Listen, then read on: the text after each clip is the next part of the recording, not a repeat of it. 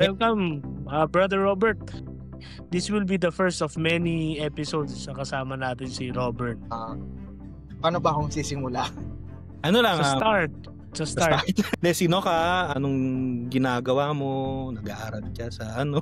Anong bagay? Bakit? Anong tribo mo? Yan, mga ganyang bagay. Ako po si Robert. Ako'y galing sa Iloilo City, pero ako nga po ay isang temporary professed na friar ng Order of the Servants of Mary or the Servites.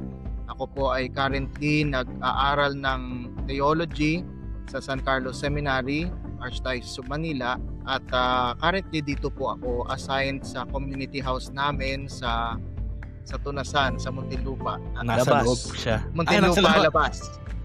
Labas.